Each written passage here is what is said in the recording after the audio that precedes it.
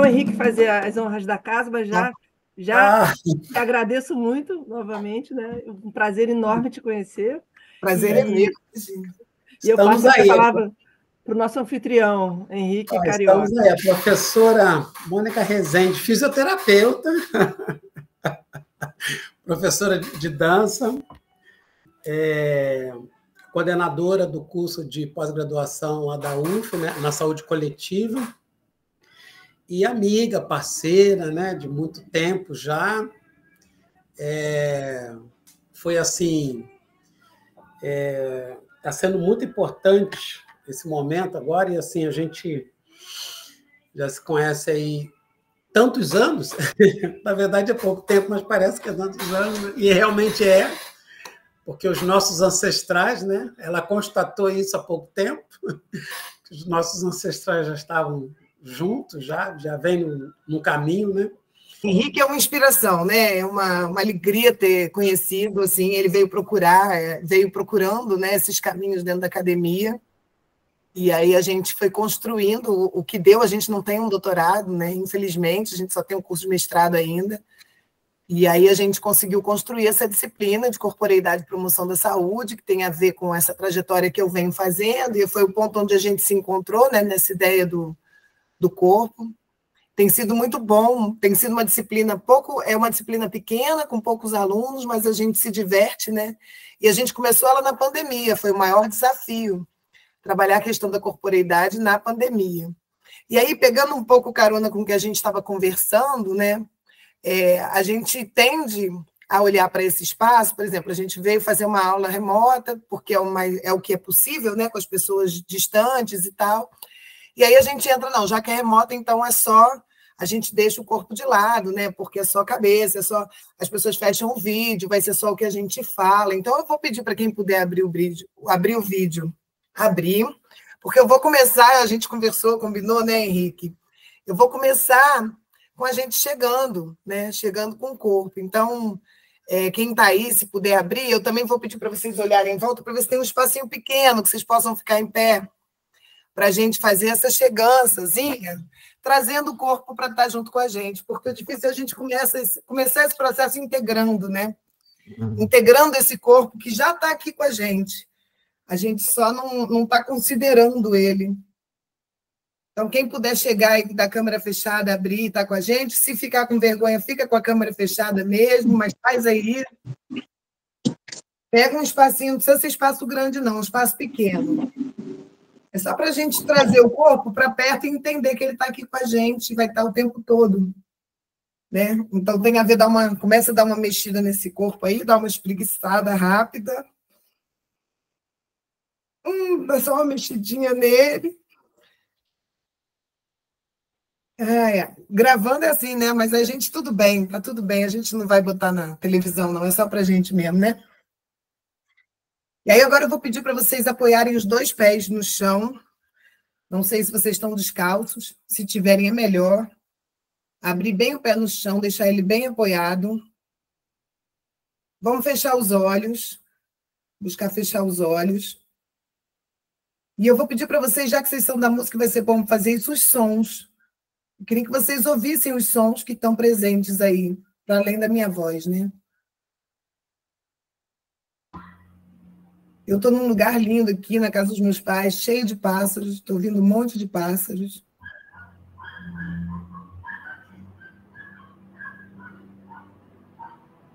Procurem ouvir os sons que estão perto, os sons que estão longe.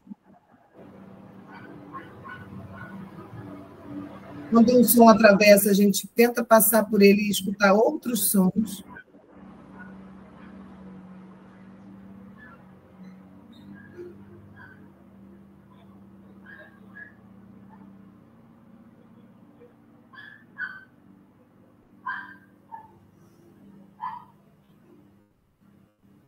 Procura ver se você consegue escutar os sons do seu próprio corpo, seus sons internos.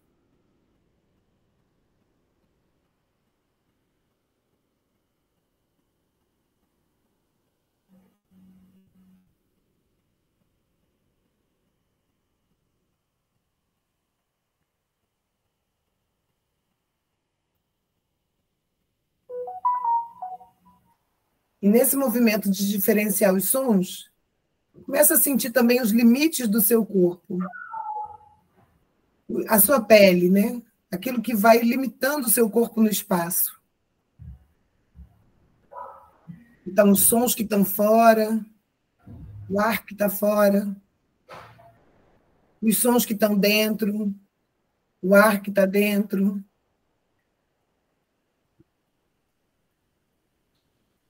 E vai conectando esse fora e esse dentro, entendendo você no espaço.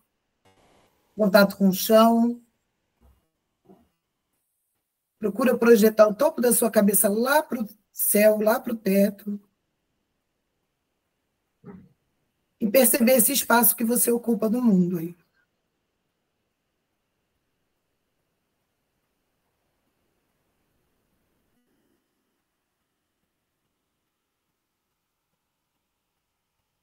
Sente o sangue circulando na pontinha dos dedos, dos pés e das mãos. Vê se você consegue ouvir a batida do seu coração. Ou sentir. Perceber o movimento do ar entrando e saindo.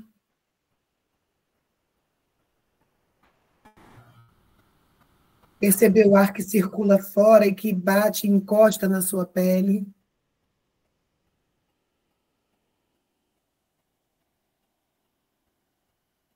Perceber o suor da pele, que faz com que o ar fique mais geladinho quando encosta.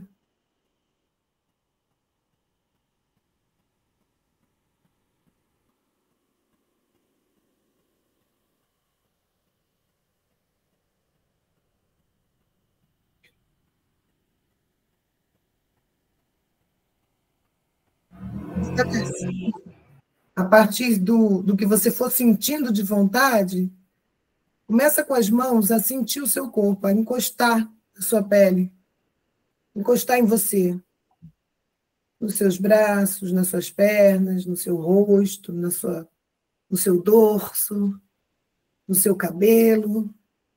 Vai sentindo agora com a mão esse corpo que está aí. Como é que é a textura do cabelo, a textura da pele, sem crítica, só sentindo, só percebendo como é a temperatura, se está mais seco, se está mais molhado, se desliza mais, se gruda mais. Como é que é esse contorno do teu corpo?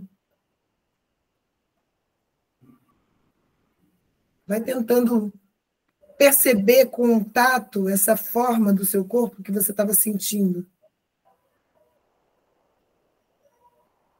O tecido que está por cima, que cobre você.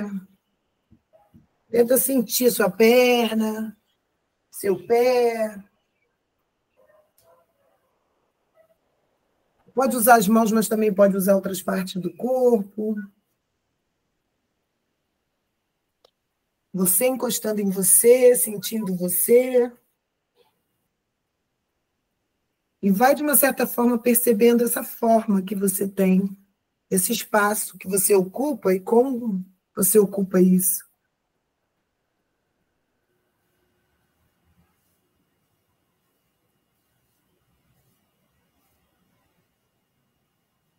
Aproveita para massagear o couro cabeludo, quando estiver em contato com ele. Aproveita, dá horas com mais força, horas mais leve.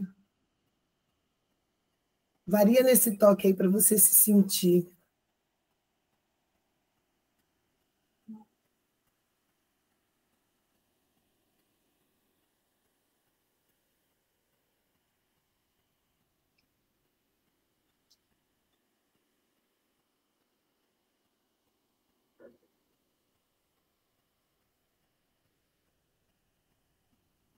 E devagarzinho, vai voltando para a posição inicial do pé apoiado, topo da cabeça, braços soltos ao longo do corpo, no seu tempo.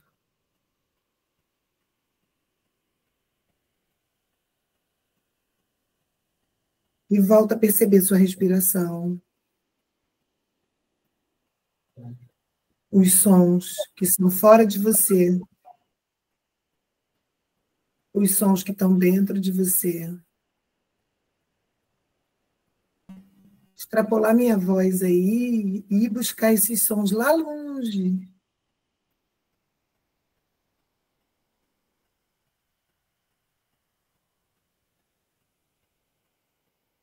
Conectar com esses sons aqui dentro.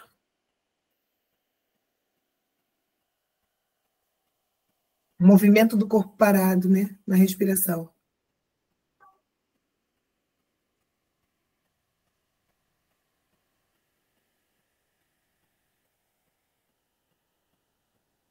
Um corpo parado que nunca para.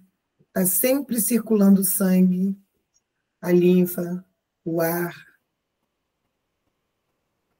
produzindo sinapses.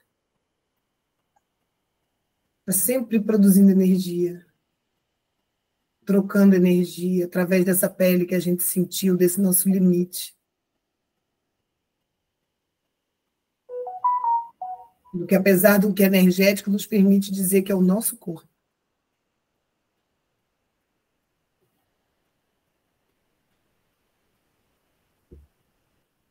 Devagarzinho vai abrindo o olho, reconectando com a gente aqui na tela, se percebendo em grupo agora, apesar de sozinha no espaço.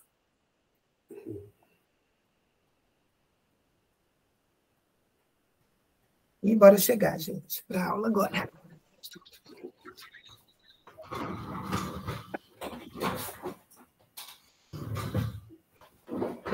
Como foi a experiência para vocês? Eu sou suspeita para falar porque eu amo fazer essas coisas, só que o meu cachorro aqui resolveu me morder. E atrapalhar. Jujuba? Jujuba. Foi uma sensação interessante do limite do seu corpo. Exatamente. Você está aqui. Alguém invadiu o limite do seu corpo aí? Está invadindo, continua invadindo.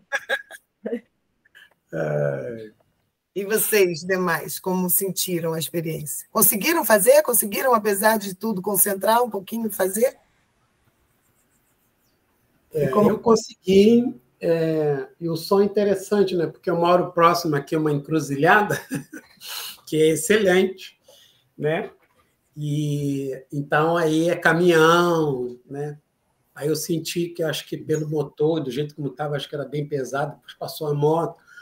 Aí tem um montão de cachorro e gato aqui perto, então o cachorro latindo, né?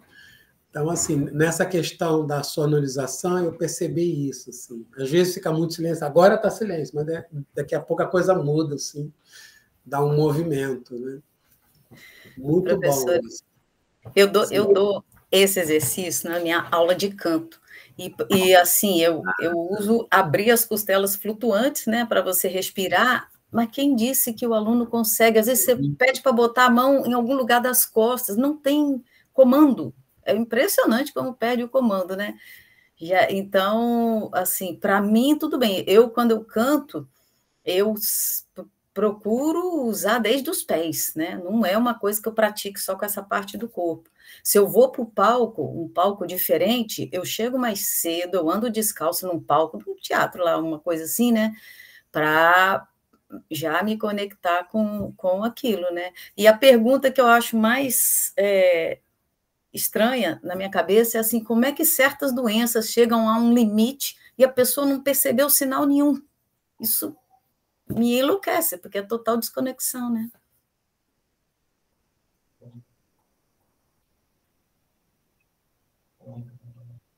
A Felícia está falando ali, nos traz para o tempo presente. Isso, exatamente. Não quer falar um pouquinho, Felícia? Falar mesmo? Falar. Oi. Piloto automático, né? De fazer tudo correndo. Como falou, de não ter essa consciência do corpo, né? Então, eu sou flautista, então também uso muito desses princípios comigo e com os alunos, né? Porque se a gente não tem essa consciência, a gente usa o nosso corpo de maneira que não é o mais eficiente, né? e não é o mais natural para o nosso corpo. Então, é interessante. Também, muitas vezes faço isso nas minhas aulas, né? Porque o pessoal vem, ainda mais quem passa o dia no celular, na internet, vem com a cabeça bem, né? Com a velocidade muito rápida. Então, para a gente aprender, a gente tem que estar mais, né? Numa velocidade mais equilibrada, que consiga deixar esse conhecimento entrar, né? E não ficar reativo demais. Você tem que estar numa frequência que você consiga aprender, né? E isso passa a nossa consciência corporal e do tempo presente.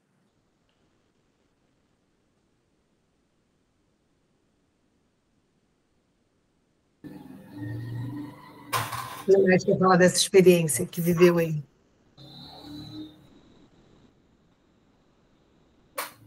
Henrique, você abriu o mic? Oi? Você abriu o mic? Sim, sim.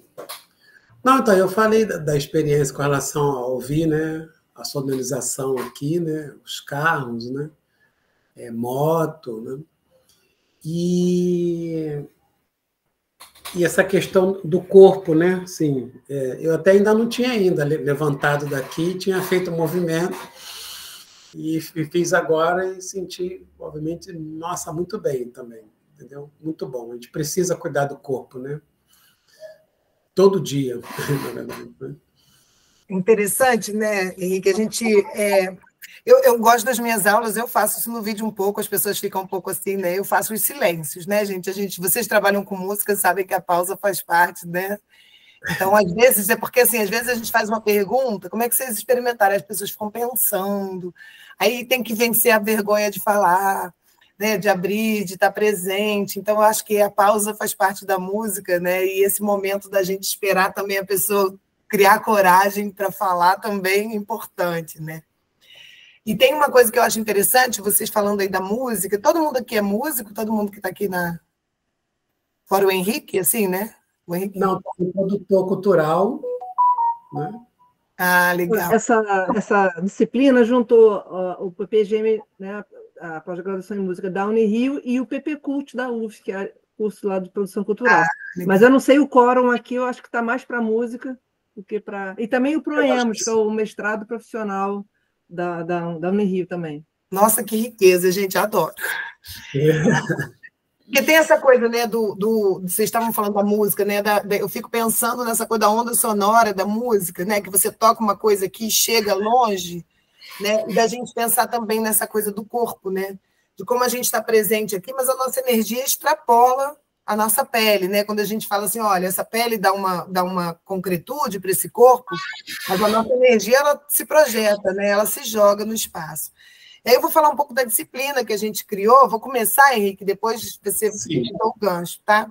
Tá. A gente começou essa disciplina quando a gente começou a buscar, né? O que a gente podia fazer com as afinidades que a gente tinha, e o Henrique trouxe a dança integrativa, porque eu sempre tive essa lógica de pensar que eu sempre tive a promoção da saúde como um tema, mas a promoção da saúde na área da saúde coletiva ela é muito normativa, né?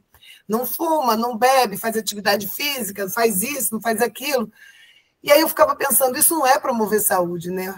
Promover saúde é você estar inteira, você estar conseguindo integrar você com você mesmo, você conseguir estar feliz. O que é isso, né, de promoção da saúde? E a gente começou a pensar.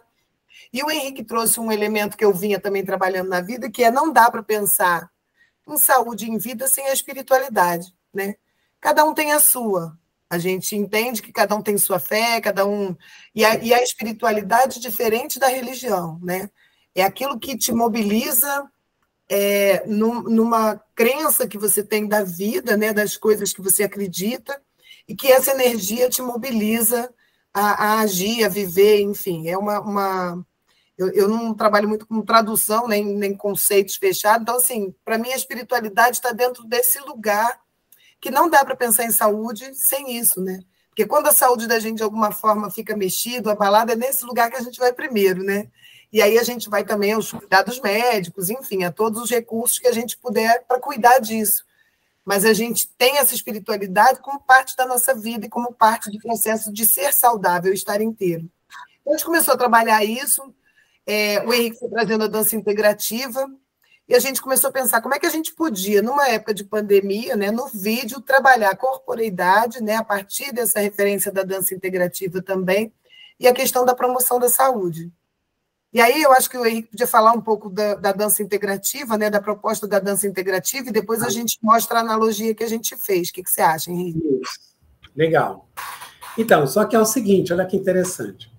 Falando sobre espiritualidade, né, que como foi comentado agora, ou religiosidade, antes disso tudo, eu não sei se a Mônica lembra, mas aí eu vou anteceder esse negócio aí. É o seguinte, aconteceu um fato muito interessante. Uma vez, assim, em 2021, acho que foi em 2020, no final, eu tinha voltado de Portugal, que eu fiquei um tempo lá, e estava já em Campinas. Eu fiquei um tempo aqui no Rio, depois eu fui para Campinas. E aí, no caso, comecei a pesquisar e tudo, aí achei uma professora chamada Márcia, da UF, que ela trabalha a questão de base terapêutica e tal. E aí eu li um texto sobre o que ela escreveu e tal. Aí eu vi o e-mail dela e mandei um e-mail, falando que eu queria, que no caso, fazer um contato com ela e tal, porque eu estava em vista de tentar o doutorado aqui no Rio e tal. Essa Márcia é professora da UF, da Saúde Coletiva, né?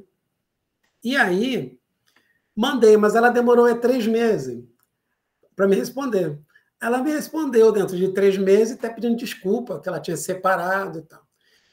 E aí ela falou assim, nossa, mas você é Henrique Carioca, eu acho que eu já ouvi falar. Aí ela lembrou de um aluno da Unicamp, que eu já tinha dado um curso, que é um aluno da medicina, que está fazendo um curso com ela, que estava fazendo justamente um curso com ela. Olha que interessante. E aí ela perguntou se alguém conhecia alguém que trabalhava com a dança, parte terapêutica. Esse rapaz falou, não, eu conheço o Henrique Carioca lá de Campinas. Olha que coisa incrível. Eu do nada não, né? Assim, eu acabei achando uma pessoa. E aí, quando eu mandei o e-mail, ela respondeu, ela falou assim, olha, eu vou te enviar para uma pessoa maravilhosa, uma professora que vai dar samba. E justamente hoje estamos aqui, eu e a Mônica. Então, você vê que coisa, né, assim, né, esse entrelaço. Bom, a dança integrativa, ela surge a partir do meu envolvimento, né, com a minha relação com a religião, a partir de 89, em Areia Branca e Belford Roxo. E o meu pai pequeno era o Baba Quequerê, né? Carlos Moraes, que na época eu não sabia, porque as coisas eram muito fechadas antigamente e tal. E eu não sabia, eu só vim saber muitos anos depois que esse pai pequeno, na verdade, era um coreógrafo e diretor do Teatro Castro Alves, na Bahia. E foi ele que, na década de 60 e 70, foi ele que proporcionou essa ousadia, naquela época da ditadura, de colocar homens pretos da capoeira dentro de um teatro. E, além disso, montar espetáculos voltados para a questão dos orixás, dos signos africanos. Então, aí eu entendi também por que toda vez quando tinha função no Barracão, em Belford Roxo, que ele vinha da Bahia, ele mandava chamar o rapaz, o menino do Oxalá, chama o menino do Oxalá. E aí ficava ensaiando, treinando, ele me passou todas as coreografias, danças dos orixás, e o cálculo matemático também. E aí ele falou, um dia você vai usar isso. Passados vários anos, aí comecei a pensar nessa questão do cálculo e a dança, né? E uma coisa também que me chamou a atenção é o seguinte, eu sempre trabalhei com a dança voltado para pessoas com algum tipo de deficiência. E foi dançando uma vez com um menino que ele é PC, ele tem a paralisia cerebral, que para fazer o movimento corporal eu tive que tirar ele da cadeira de roda e amarrar ele no meu corpo com tecido e fazendo os movimentos. E ele fazia aqueles movimentos, que ele tinha muito espasmo muscular, né? Ou seja, ele retinha o movimento, mas o sorriso dele mostrava tudo. E isso atravessou quando eu estava, durante minha pesquisa no mestrado, que era dança de salão, que eu vou chamar de dança terapêutica de salão. Então, isso me atravessou, eu falei, nossa, aqui está um outro movimento, aqui tem outra coisa. E aí eu fiz um movimento com ele em cima, embaixo e tal. E isso me levou a... Tem um teórico chamado Rodolfo Laban e tal, que ele criou a teoria do movimento, um livro que fala sobre esses movimentos. Mas aí o que ficou muito forte para mim, que esses movimentos corporais me levaram aos orixás.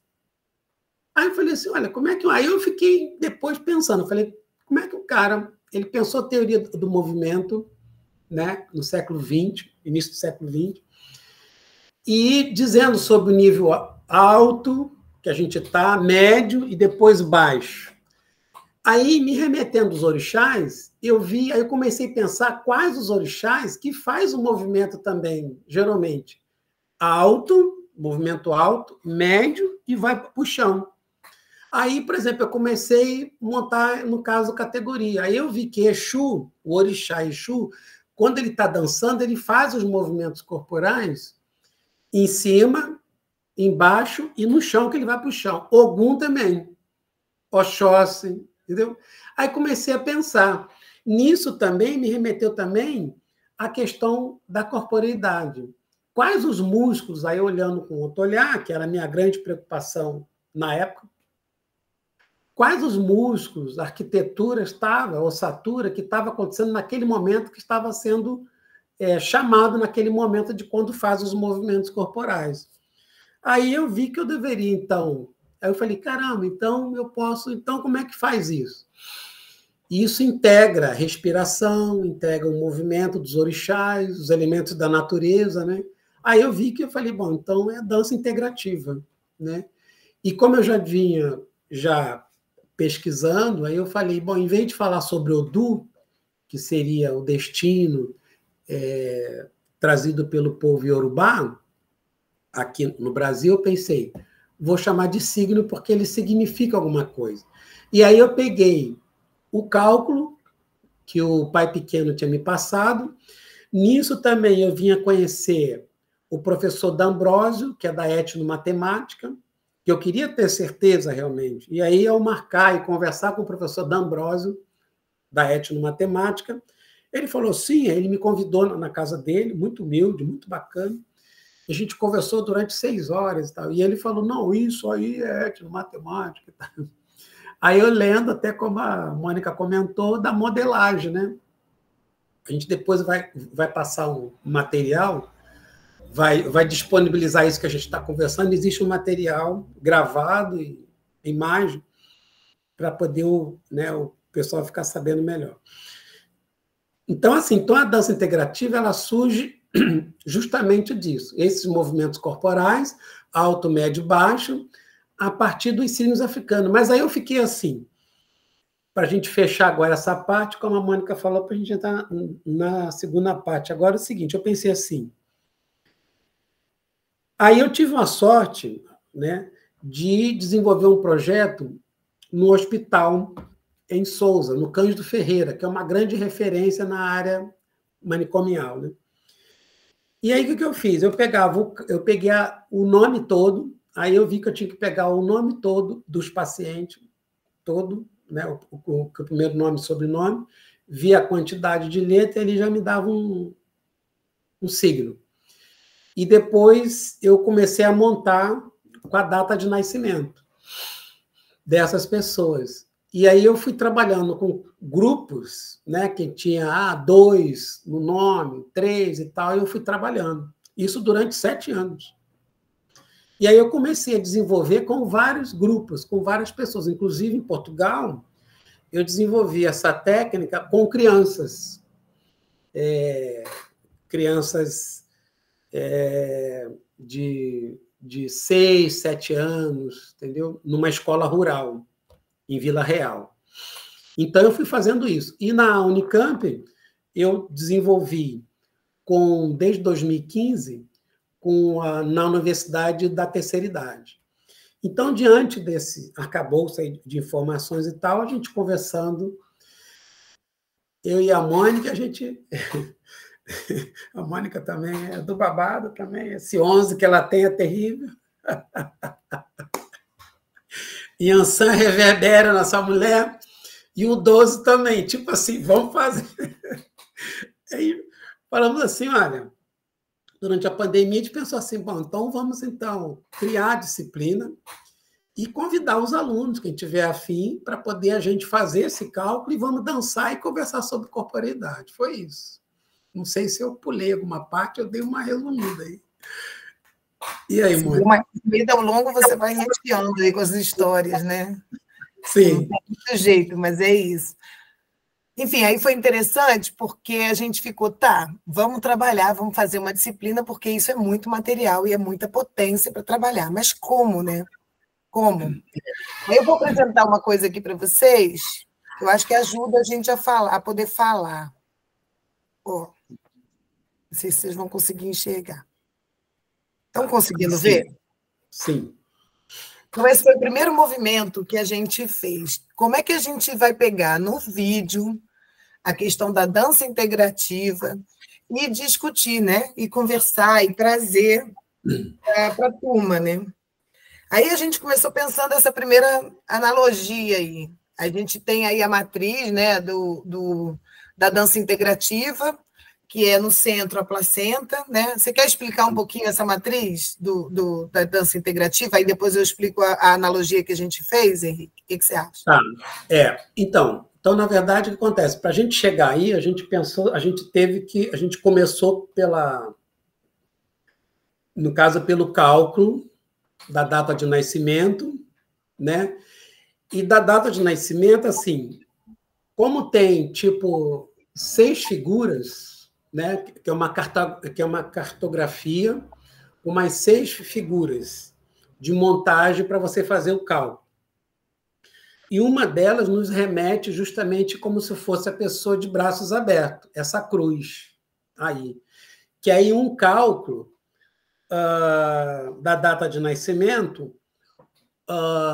um número ele vai na cabeça, um outro número vai nos pés, e depois um outro cálculo ele vai mostrar para a gente esse equilíbrio, que são signos, né? No caso. Então, vai um signo A na cabeça, B nos pés, e C e D lateral.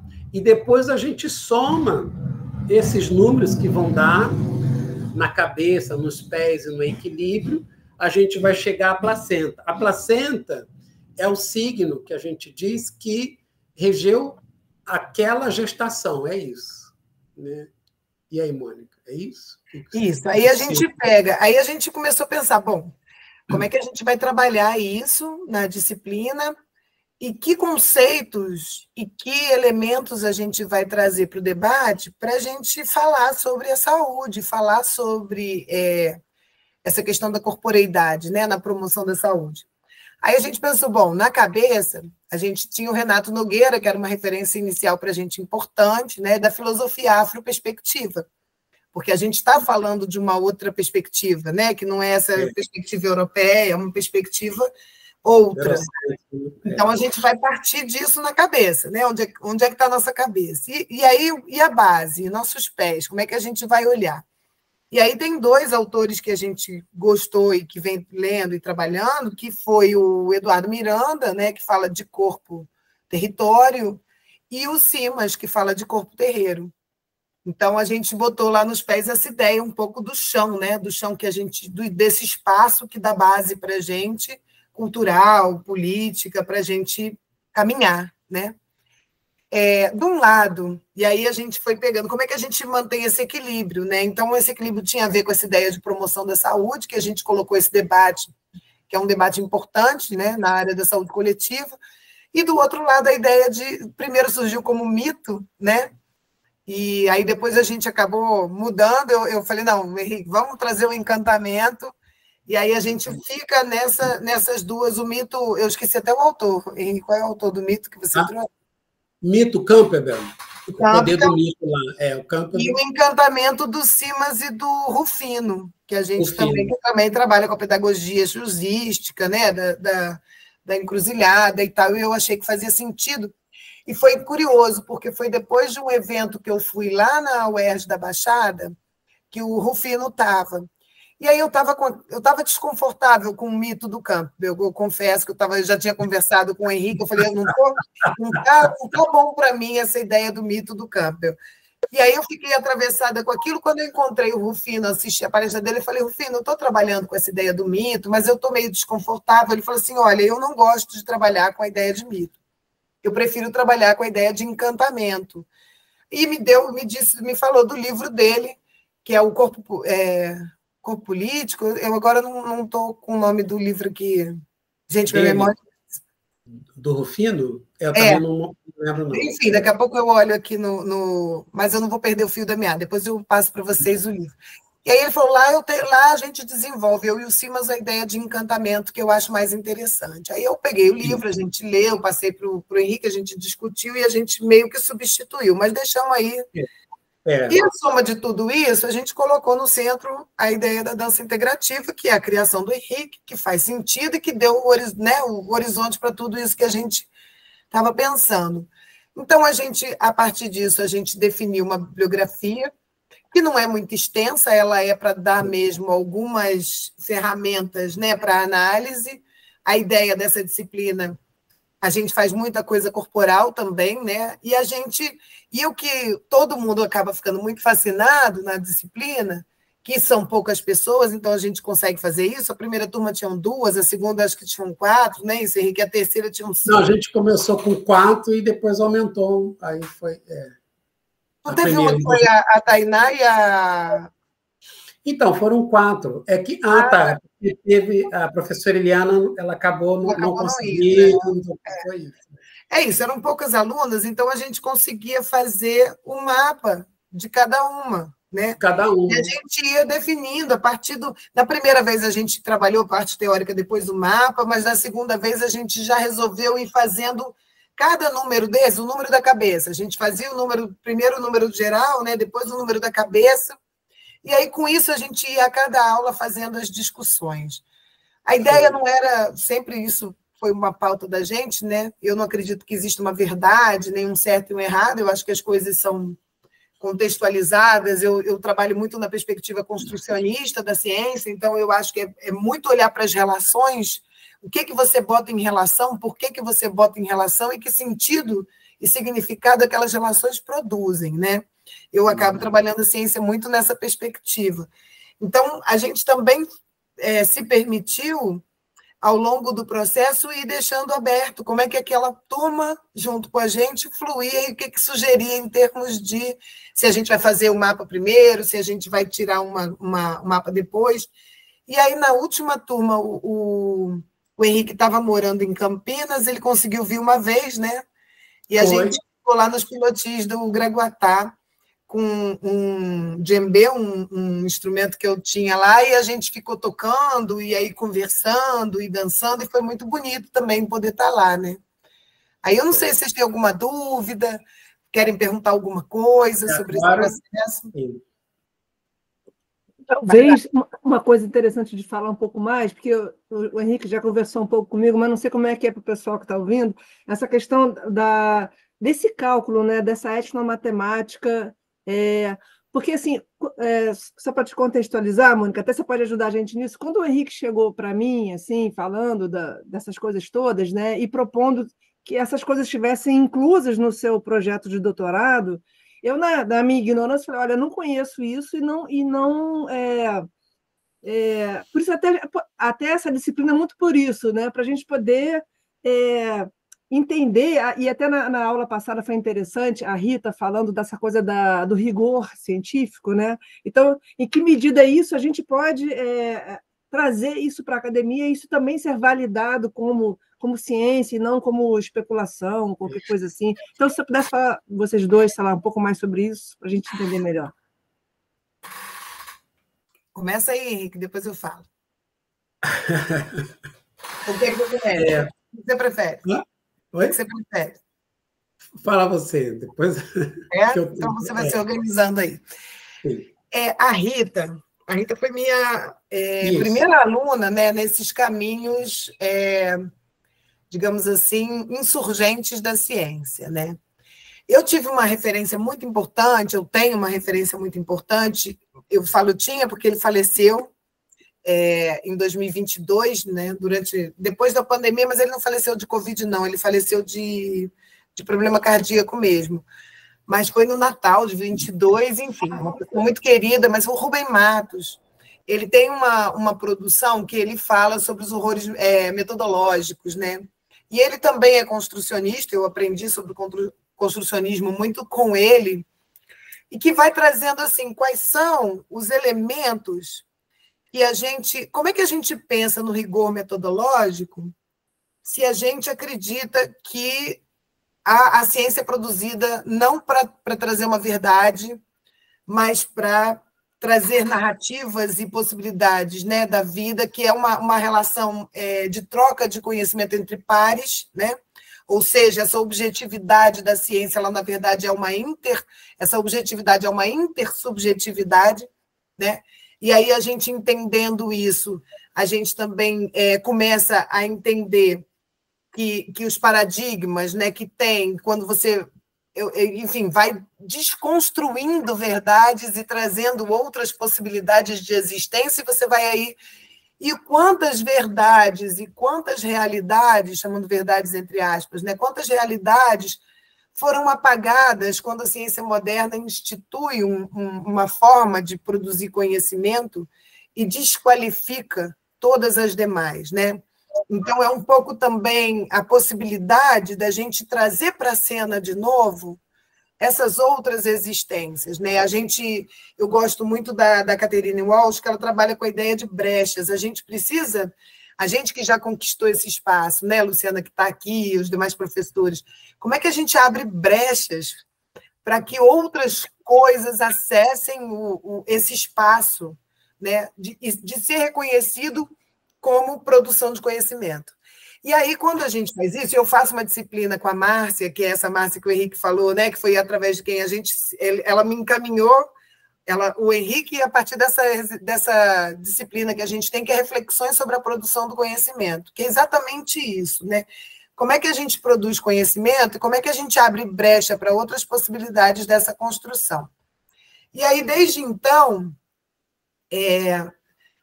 eu venho tentando entender, e aí no início a gente começa, né? Eu tenho um grupo que é Caminhos Decoloniais na Saúde, mas a gente fica muito desconfortável com esse tema decoloniais, porque a gente também acha que hoje já está se criando uma nova caixinha, né? Que vira um novo formato fechado, então você é decolonial, aí você tem que ler todos aqueles autores, tem que dar conta, e na verdade a gente quer ser caminhos insurgentes, a gente quer poder pensar com liberdade, quer dizer, dentro das diversas... Aí, por exemplo, né, uma aluna minha quer trabalhar com a Conceição Evaristo. Aí a Conceição Evaristo mesmo fala, olha, a escrevivência é uma estrutura criada, foi pensada para a realidade das mulheres pretas, né? Para a realidade das mulheres negras. Aí você pensa, bom, mas o que ela está trazendo ali... Se você olhar, tem na cartografia também algumas coisas, tem muitas coisas que já são trabalhadas, né, no próprio construcionismo. Então, como é que a gente pode se aproximar da beleza do que ela apresenta se você é uma mulher branca? Né? Como é que você vai trabalhar isso? Ou se você é um homem branco? E aí a gente começar também a borrar essas fronteiras e essas caixinhas tão fechadas para a gente começar a poder pensar e produzir conhecimento a partir da realidade que a gente vive. Eu já vou passar, Elaine. E aí foi interessante, porque aí vocês conheceram a Rita, né? Que resistiu para se entregar para um processo mais livre, e no final o espelho de Oxum ficou mais alto e ela veio com aquela beleza e aquela lindeza, né? Eu vou depois falar uma outra coisinha, mas fala, Elaine, depois eu complemento. Como sempre, fazer pergunta eu acho a parte mais difícil de tudo, né? Mas, por exemplo, quando você falou, e ainda mais quando a gente não é tão consciente, detém esse conhecimento. Por exemplo, você falou da escrevivência, né? Para conhecer determinado objeto, certo? Esse objeto é importante. Mas como é que a gente faz realmente tudo isso se transformar no nosso pensamento? É o método, né? Então, acho que a escrevivência tem que servir para outros objetos. Eu não sei porque eu não sei falar sobre a escrevivência, apenas o que o nome parece que me diz e o que você acabou de dizer. Porque desde que eu estou fazendo o mestrado, né, eu percebi como que se fecha, o funil se fecha, né, dentre os alunos da graduação, e eu aprendi no primeiro semestre a desimportância do senso comum. E eu acho o senso comum a coisa mais importante de todas, senão o que a gente está fazendo aqui? Então, a minha questão é sempre como é que a gente lida com o senso comum, ainda mais agora que a gente está numa guerra tão pesada para desmanchar todas as estruturas que parece que a esquerda tão poderosa é que foi desmanchar a família, o Estado, as instituições, né? Quando é a própria crise que a gente vive que desmancha tudo isso para estabelecer novas relações de poder. Então, a única coisa que nos sobra é o senso comum lidando com isso. Né? É incrível, assim, ontem eu estava assistindo um filme de 1961 chamado A Máquina do Tempo, e de repente o cara viaja no tempo, ele sai do século XIX, vem ao século, sei lá, final do século XX, e aí o mundo está cindido em dois. Ele está dividido em dois e todo mundo é zumbi. Eu falei, gente, mas como que esse cara adivinhou? E por que dois? Né? Porque parece que é o senso comum e o conhecimento, sempre dois. E a gente só vai ter armas para lutar, né? Assim, enquanto sabe-se lá o que vem pela frente aí no sentido de destruir toda a formação do conhecimento, se o senso comum apoiar.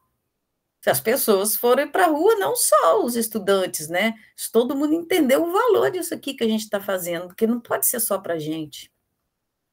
É isso que eu... E até me perguntei desde o início, eu falei, pô, eu já vou falar mais uma vez, por quê? Porque está tudo junto. A minha filha faz serviço social, eu estou trabalhando com educação em música, e é um trabalho social. E eu sempre falo, cara, ela tem 11 anos, sei lá, 10 anos de piano, por que a cultura ela não está percebendo o serviço social pelo viés da cultura? Mas que mãe não adianta nada, né? Mas eu insisto nisso, porque é disso que se trata, né? Se de alguma forma está ligado, quais são as ações de serviço social que podem interferir no senso comum e não só administrar problemas? Assim, a minha pergunta é sempre essa, sabe? Henrique, quer falar? Vai lá.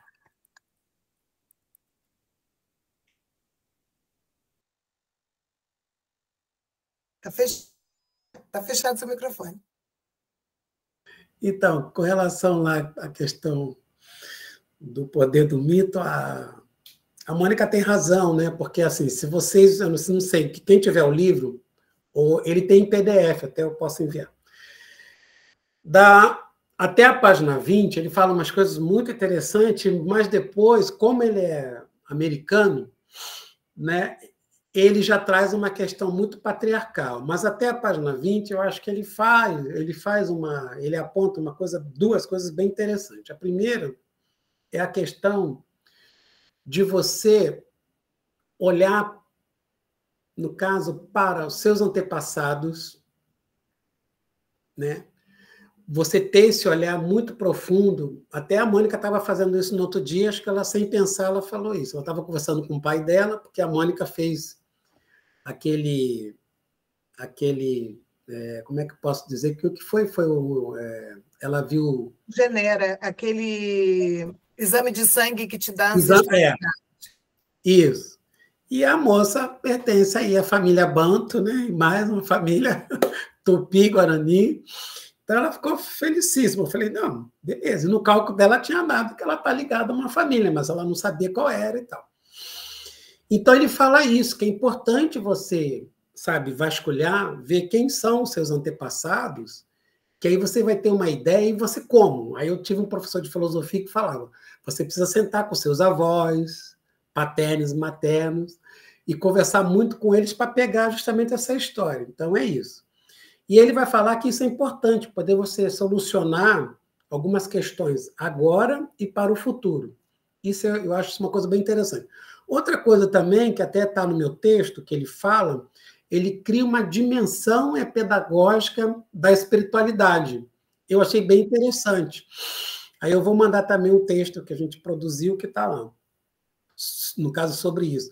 É que talvez o Rufino, quando fala, e eu concordo também com o Rufino, com relação, e a Mônica também, com relação à questão de mito, porque quando você fala mito, dá uma coisa popular, e não uma coisa disso, de você ver aquele grupo em comunidade, de você perpassar informações étnicas e tal, daquela comunidade, daquele grupo. Isso é uma questão.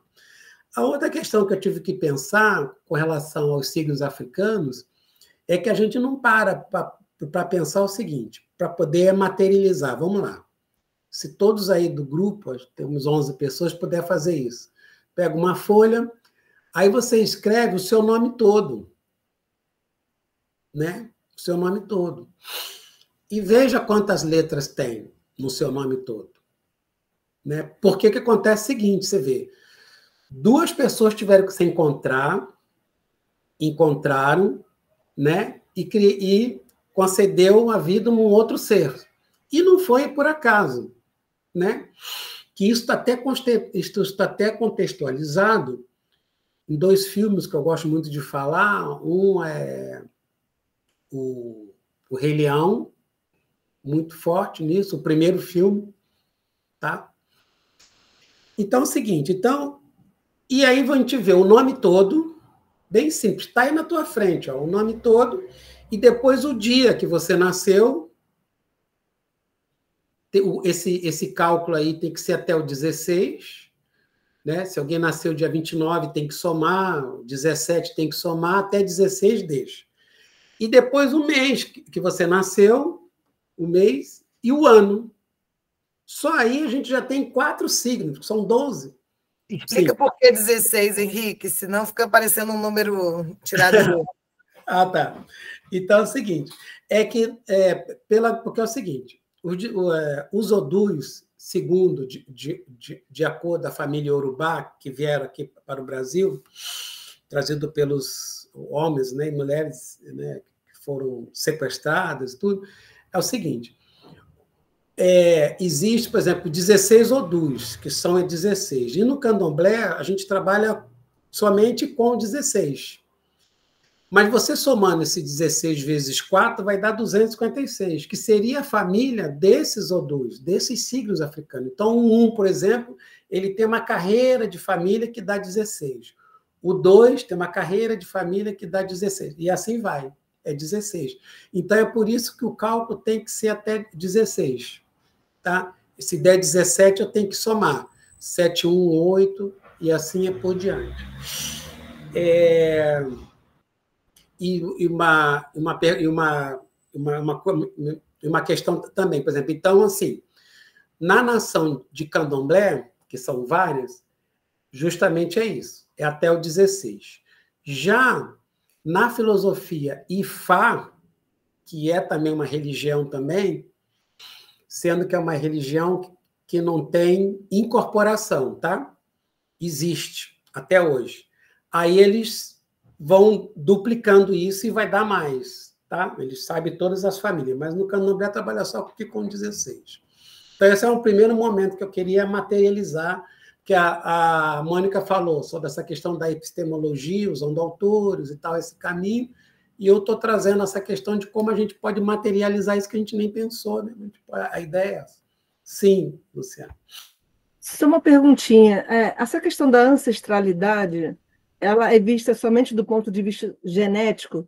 E aí eu estou perguntando isso por causa do meu filho, que é um filho de 2 mães, ele não tem meu DNA, ele tem o DNA da minha companheira e tem o DNA de um homem que a gente não sabe quem é, nem nunca vai saber pela lei brasileira, né? Então, a ancestralidade é vista somente do ponto genético ou não, necessariamente? Não, porque, por exemplo, você veja bem, né? É muito interessante isso. Eu vou te contar 2 coisas que você vai pensar que não, mas como? Por exemplo, quando eu estava casado com a mãe da minha filha, que eu tenho uma menina de 14 anos,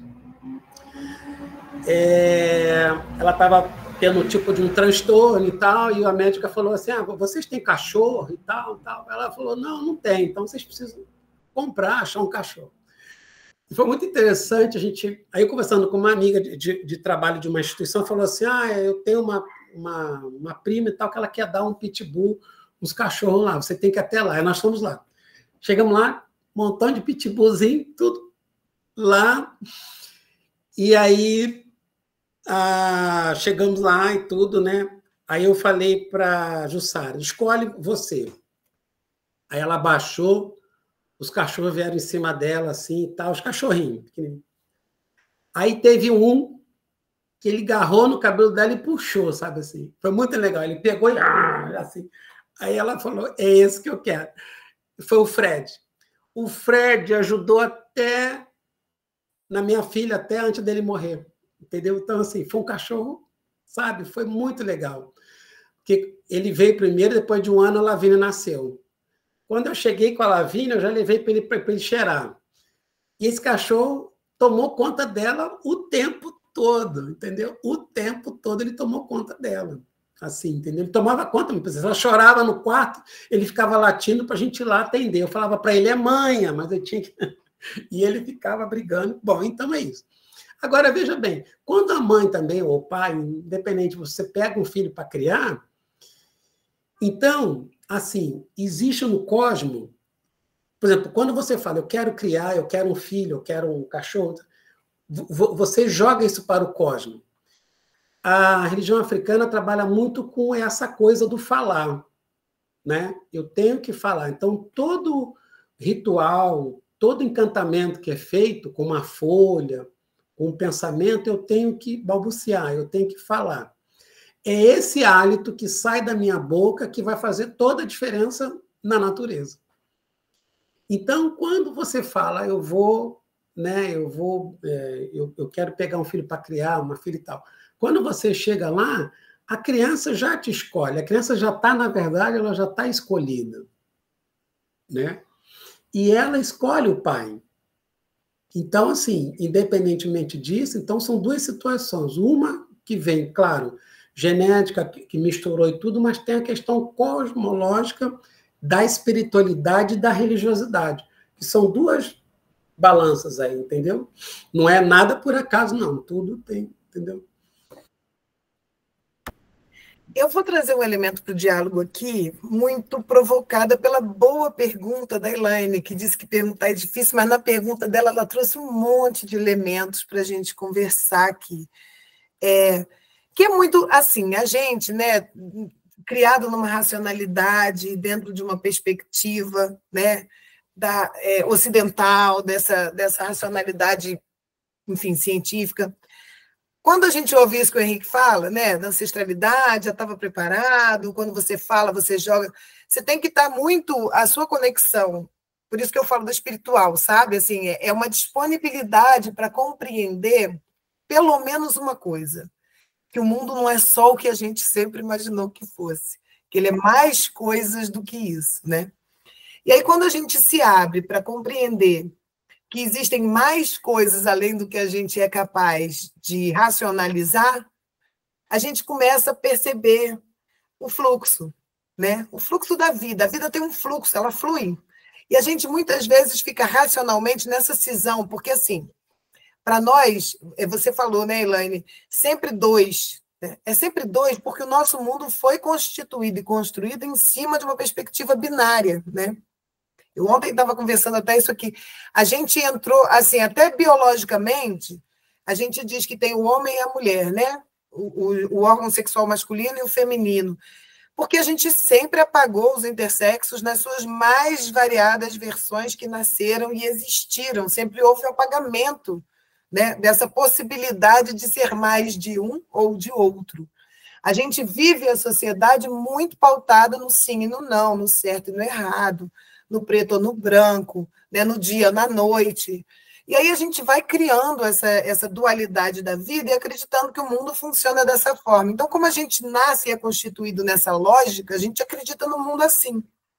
Para a gente poder entrar em contato, né, com essas outras coisas, a gente precisa, no mínimo, abrir um pouco mais a cabeça. Né? E aí eu acho que é uma coisa que a gente, por exemplo, aí eu vou trazer um outro elemento. Vou seguir um pouquinho, Henrique? Posso seguir um pouquinho? Depois você fala? Tá. Que é a questão, por exemplo, do método, né? Existe uma mistificação da ciência, como a gente vem falando, né? De que o método é que dá digamos assim, veracidade à produção do conhecimento.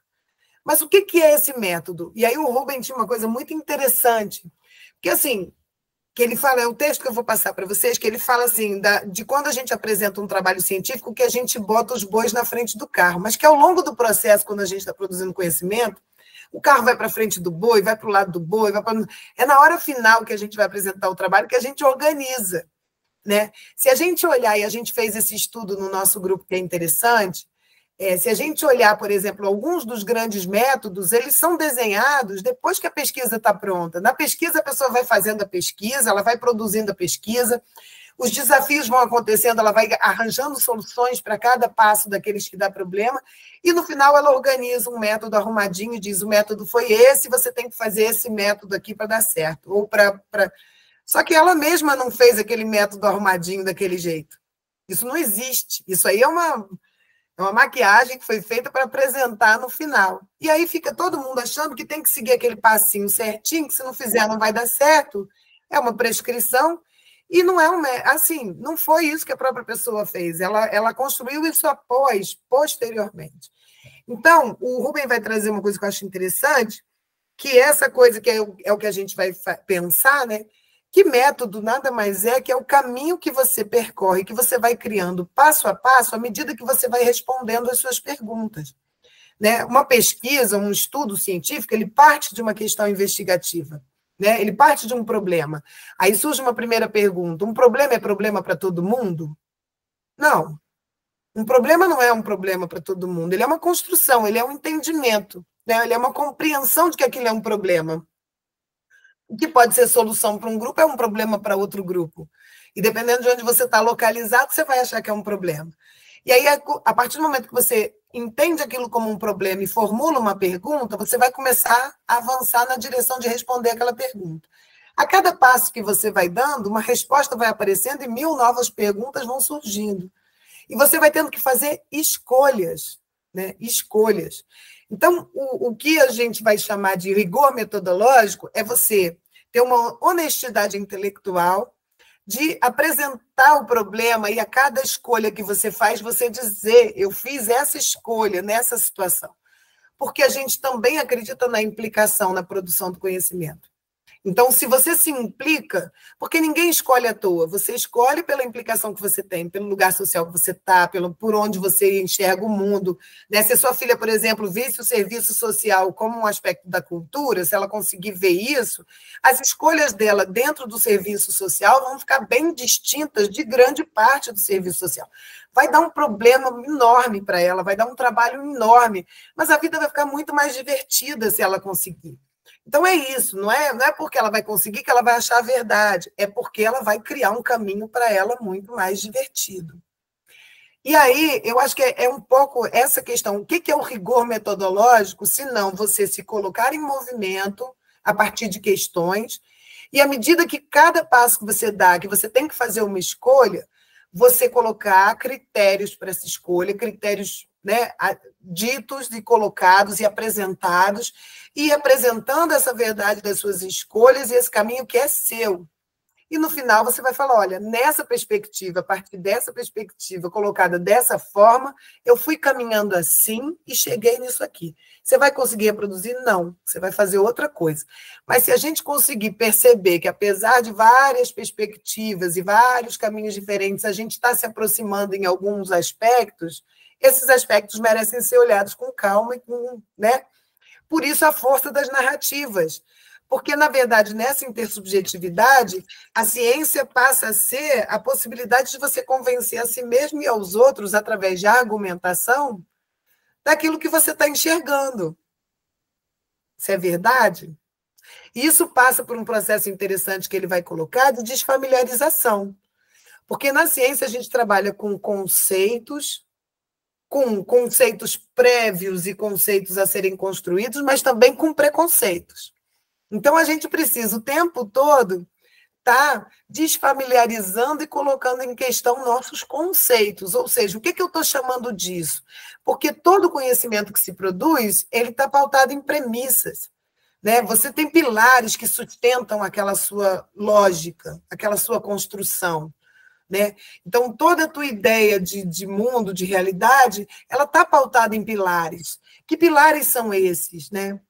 Como a gente hoje vê muito se desconstruindo aí. A ciência moderna ela estava pautada em pilares, aí chega a galera que não desfavorecida no mundo e diz, olha só, esses pilares de vocês não me contemplam. E quando a gente consegue força política para abalar ou para criar rachaduras nesses pilares, é a hora que eu falo, a gente que está na academia, a gente tem que, no mínimo, abrir brecha para que essas outras possibilidades possam também dar sustentação a outras formas de produzir o conhecimento. Então, eu falo isso porque, assim, o tempo todo a gente está articulando, né?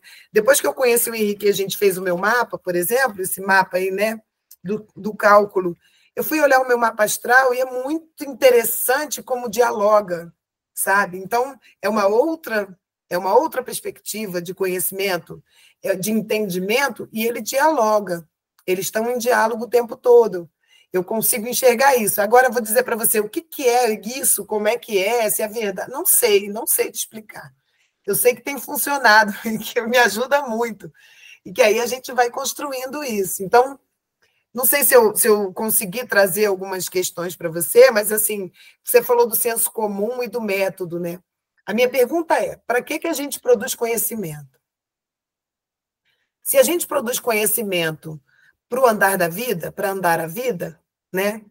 O senso comum é, na verdade, o diálogo que a gente consegue fazer desse conhecimento produzido nessa academia com a própria vida, né? A gente precisa fazer com que esse conhecimento produzido dialogue com a vida das pessoas. E quando dialoga, é o entendimento que as pessoas têm daquilo. E é esse o movimento do conhecimento na vida, e que às vezes surge de outros lugares, não surge só da academia, né? Ele surge da espiritualidade, ele surge da arte, ele surge de um monte de outros lugares, e aí eles vão se construindo. Aquela coisa, você tem a teoria musical toda lá, mas você vai pegar alguém que toca uma outra coisa, que faz uma outra coisa, pelo sensível, pelo que tem de ancestralidade nisso carregando, e aí você não explica, mas isso não significa que não seja agradável ouvir, que não seja possível incorporar, né?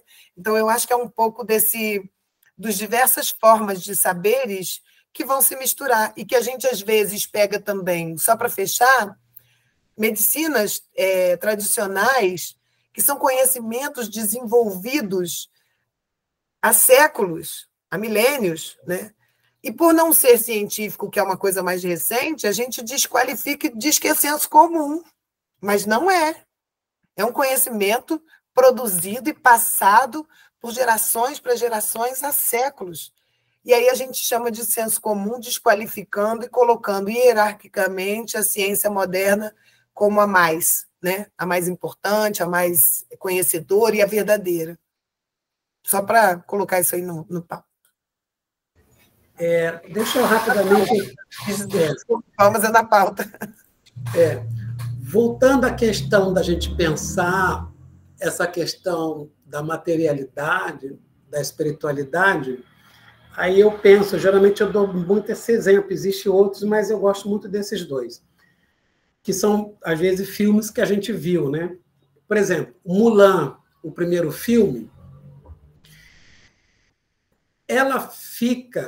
a família fica questionando por que Mulan era tão diferente, era uma menina tão diferente, uma mulher, né, no caso, tão diferente. E ela se sente, no filme, obrigada a defender a família dela, sobretudo o pai dela, que ele não tinha condições de voltar a lutar, entrar na guerra. E aí, eis que aparece os ancestrais dela todos falando, discutindo um com o outro. Isso. No caso, discutindo um com o outro, como poderia ajudar aquela frágil menina e tal, que ia sair à guerra para lutar e tal. Então, assim, a Mulan, ela sente dentro dela essa vontade aguerrida de ir lá lutar e brigar. Ela era uma coisa assim que ela não imaginava, que tinha uma força tão incrível.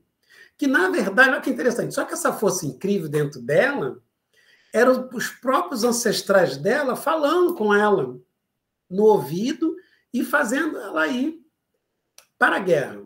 Ok. No filme Rei Leão, primeiro, o tio Scar lá do Leãozinho, ele apronta diversas questões, inclusive matando, né, assim, não socorrendo o irmão, para ele ficar com o trono. Porém, a questão religiosa falou mais alto. Por quê? Porque vocês lembram que quando começa o desenho, né, o filme, o Leãozinho lá, ele já começa batizando ele com Orosun, que é um pó que existe mesmo, e Orosun, e ele mostra o leãozinho para os 4 cantos, para os 5 continentes, que ali é um, né? Ele mostrando 4, as laterais, dizendo, aqui está, eu estou batizando esse rei para a vida toda. Olha que interessante o que traz para a gente. O que eu quero dizer com isso? Aí eu quero dizer o seguinte, que a gente tem que pensar que é o seguinte, não sei se alguém vai concordar comigo, veja bem, espiritualidade é uma coisa e religião é outra. A espiritualidade, eu tenho pensado muito, venho pensando há muitos anos, que são o quê? São as nossas ações com a gente mesmo, o nosso corpo, a gente falando do corpo, com outras pessoas, ou com uma pessoa. Então, por exemplo, quando você pensa assim, eu estou incomodado com aquelas crianças que estão todo dia ali debaixo do viaduto, eu vou fazer uma comida para eles. Isso é uma ação. Você está usando do teu corpo para você fazer uma ação. É isso. Porque eu costumo dar um outro exemplo. Não tem oração? Se você cortar o O, fica OR, fica ação. E é interessante que tem algumas pessoas que às vezes a gente ouve assim, o engenheiro tal largou tudo e foi morar no interior e está fazendo uma horta lá e está ajudando aquela comunidade. Como é que tem que fazer, plantar? É isso. Isso é uma ação. Agora, o interessante, talvez, que às vezes não conseguimos, é o seguinte, que essa ação, às vezes, ela está atribuída a uma religião, a um grupo dentro de uma religião, ou espiritismo, ou candomblé, ou umbanda, ou religião católica, que tem um grupo, uma pastoral, que cuida daquelas pessoas lá na rua. Isso é uma ação. Isso é uma ação. Agora, uma questão que eu vou deixar talvez um triplex, eu não sei, na cabeça é o seguinte, o que a gente não sabe, por que quando algumas pessoas não fazem essa ação, ela acaba adoecendo. E ela vai adoecer por onde? Pelo lado psicológico. Depois a psique e depois o corpo. Aí eu tenho também, depois eu vou enviar, alguns autores que têm, já alguns psiquiatras atuais, que estão trabalhando com essa ideia da fé. Remove montanha. E a religião, ela está ligada ao divino. Ao divino. Então, independentemente de qual templo, de qual religião, a religião está ligada ao ligar você, o ser humano, com uma divindade. Não importa qual seja essa. Que aí o nosso nego bispo ele chama muito de monoteísta ou politeísta. Ele fala, eu tenho muito orgulho de ser politeísta. Conta a educação, aí ele fala, conta a igreja eurocêntrica monoteísta. Tá? Ele fala muito isso. Que aí ele fala que essa é uma forma da gente buscar uma confluência, que é o que a gente está fazendo nesse exato momento. Bom, a minha fala... Depois a gente continua. Então, depois até a gente entra na parte, não sei se a Mônica achar interessante, da gente falar das meninas, né, das mulheres que participaram da disciplina. Elane, né? Poxa, gente, obrigada, professora. Eu já estava aqui com vergonha. Eu falei, meu Deus, eu fui para longe da questão. Quando você falou aquilo, eu cheguei a respirar fundo. Ai, nossa, ainda bem. Porque sempre parece que eu vou para muito longe, sabe? É difícil eu costurar. Então, estava pensando sobre essa história de espiritualidade, religião e vida, prática, né? Então, assim, é como se fosse, assim, paradigmas, né? Que norteiam o senso comum. Aí, quando eu penso em espiritualidade, eu fui criada na religião católica, ali um pouco da Bíblia, nunca fui rigorosa demais, mas a única passagem que realmente, assim, eu aplaudo, que eu acho que a explicação não veio, mas está para muito além do que a humanidade consegue explicar, porque ela vive sob um paradigma da exatidão, né? Do fora do ato, da regra, que é Jesus andando sobre as águas. Isso é completamente oposto ao nosso paradigma de vida. Hoje, por exemplo, eu fui procurar o dicionário Grove, né, de música, e tinha 1000 possibilidades de eu entrar, todas complicadíssimas. A única fácil era pagar. Então, isso já é uma religião, esse domínio sobre a forma de criar conhecimento, de pensar, substitui a religião, porque eu vou pelo caminho mais fácil. Então eu vou trabalhar, pagar o dinheiro para pagar, né, para ficar mais fácil, para andar mais rápido. A gente está vivendo sob essa religião capitalista, né, no fim das contas. E aí é isso, eu queria dizer isso, que a espiritualidade está num modo de pensar que não fecha com os poderes sob os quais nós somos obrigados a viver, né? Poder do dinheiro, da financiarização, das políticas, das empresas, junto com os estados, eles vão fazer de tudo para a gente não conseguir pensar fora da caixinha.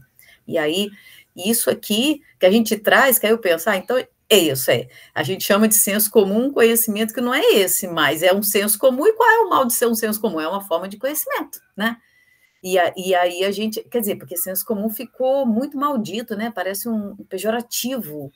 Eu não acho, eu acho mais uma estatística, digamos assim. E aí a gente traz outras formas, a gente está trazendo para uma guerra que, se a academia serve a quem financia, né? E aí vem todo mundo querendo acabar com a nossa academia, se a gente falar o que vai contra esse poder, como é que fica? É uma guerra aqui dentro, E todo esse pensamento afrodiaspórico, fora do mundo ocidental, ele vem como uma arma, porque vai quebrar o paradigma de pensar principalmente isso. Pô, mas eu posso conseguir tudo, é só pagar. Isso já é uma religião para mim, sabe? Penso isso. Então, tem uma questão aí que eu acho que é importante, que é o domínio do capital mesmo, né? A gente está num mundo capitalista e não tem jeito, tudo está pautado pelo capital, a gente precisa compreender isso e também entender o que o capital está fazendo com a nossa vida, né? Com o nosso mundo, com a nossa existência, enfim. Eu acho que tem uma questão aí da religião que você fala, que eu acho que é um ato de fé, né? Eu acho que é um ato daquilo que você sente. A questão é que a gente está permanentemente se desconectando do sentir, né? A racionalidade é a forma correta, né? É a forma que vai levar a gente ao sucesso dentro dessa lógica. Então, o sentir pensar, essa ideia da gente poder se conectar com aquilo que a gente percebe, né? Gente, olha só, a gente costuma falar, isso eu acho interessante, que isso foi depois de ler o Simas com cuidado, assim, me veio essa... A gente tem a ideia de que a gente pensa com a cabeça e depois a gente realiza com o corpo aquilo que a gente pensou. Só que se você parar para pensar ou refletir sobre isso, a cabeça fica tentando entender o que o corpo já sentiu, já reagiu, já agiu, né? Já agiu, já fez, já aconteceu. A gente, às vezes, está numa situação, antes de você entender a situação, seu corpo já sentiu, já fez, já reagiu, já saiu dali, já criou uma situação, e você ainda está tentando entender o que aconteceu, né? Isso em várias situações. Então, o corpo, ele sente, o corpo, ele sabe, ele age, e a cabeça fica tentando compreender dentro dos códigos que a gente tem aquilo que aconteceu e que se passou. É um exemplo fácil, né? Você entra numa sala ou num espaço, teu corpo já sentiu que aquela energia daquele espaço não está batendo, que aquele lugar não está legal. Aí, às vezes, você já saiu dali, depois você soube que aconteceu ali, sei lá, um assalto, aconteceu uma situação de violência, aconteceu alguma coisa. Você falou, bem que eu entrei ali, aquele lugar ali não estava legal. Quer dizer, o corpo já tinha entendido, já tinha sentido e já tinha agido, inclusive, né? E você falou, poxa, eu precisava tanto ficar ali, por que que eu fui embora? Não conseguiu nem entender o que foi esse processo todo que você viveu. E, às vezes, você está ali, está sentindo aquilo e está resistindo porque não conseguiu entender e cai numa situação desagradável e fala, nossa, eu estava sentindo que não era para estar ali, por que que eu fiquei, né? Então, é um pouco... quando a gente se desconecta achando, separando, né, acreditando nessa cisão corpo-mente, a gente, volta e meia, a gente apaga uma parte muito preciosa que tem muito a ver com esse nosso sensível que passa por outros canais, né? É a intuição, é a conexão, né? São lugares que a gente vai colocando, mas que a gente ainda tira, né, da racionalidade e da possibilidade, porque a racionalidade no mundo capitalista ela está hierarquicamente acima, né? E aí, assim, o senso comum, sobre o senso comum, eu acho que a gente precisa ter cuidado com o que a gente está chamando de senso comum. Negação e achismo, né? Ah, eu acho porque eu acho, a Terra é plana porque ela é plana, porque eu resolvi achar que ela é plana. Então, a gente já tem informação e conhecimento produzido sobre essa questão que eu tenho que entrar em diálogo, né, para poder entender e pensar o que eu acho do mundo, o que eu sinto do mundo. Então, as informações e os conhecimentos eles estão sendo produzidos aos montes. Eu preciso saber tudo, eu preciso ler tudo? Não. Mas eu também não preciso sair emitindo achismo por aí se eu não estou interessada em ler sobre aquilo, né? Eu posso até falar, olha, no meu íntimo eu sinto isso, mas não tô nem com disponibilidade de correr atrás dessas coisas todas, deixa quieto.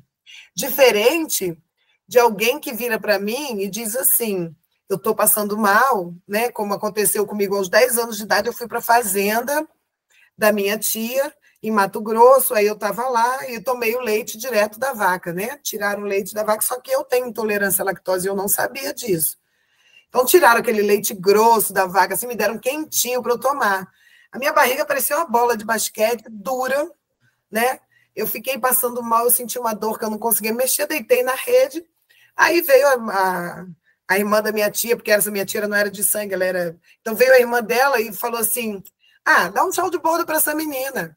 E saiu, né? Tipo assim, isso aí não é nada demais. Isso aí ela comeu leite, não pode, dar um chá de boldo para... Isso é senso comum? Não.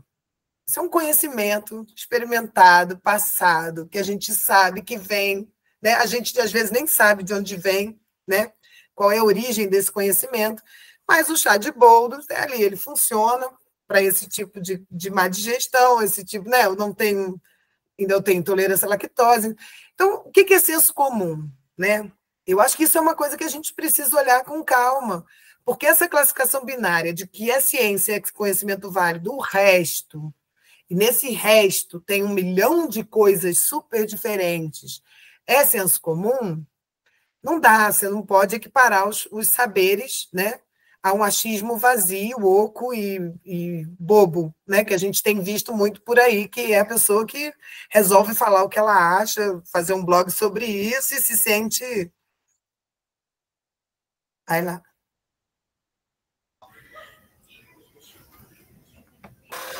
Então, a Mônica até tinha comentado sobre as PICs, né? Que é as práticas integrativas e complementares. Quer dizer, até mesmo, olha que interessante, até mesmo com as práticas,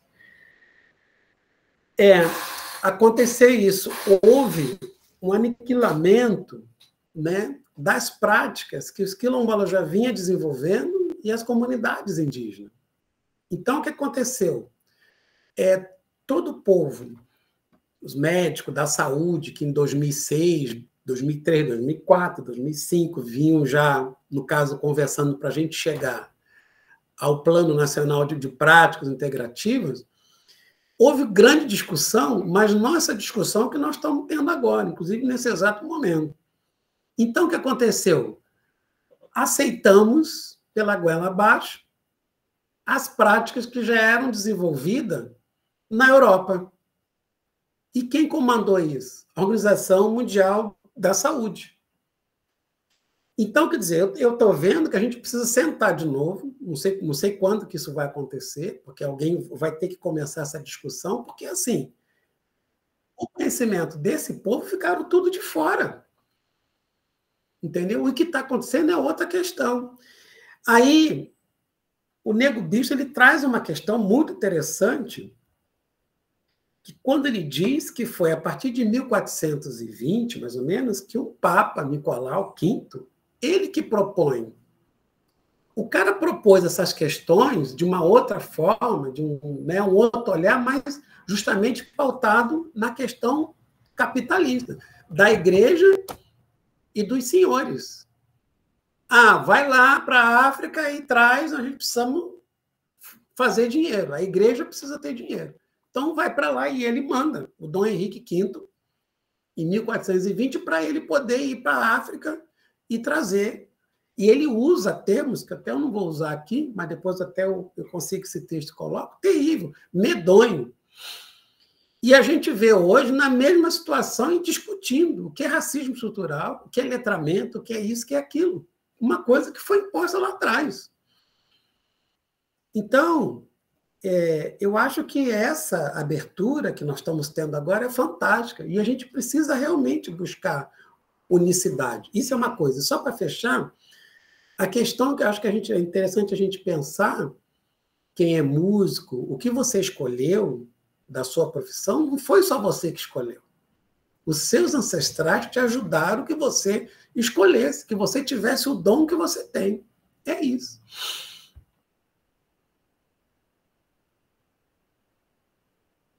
É muito difícil pensar assim.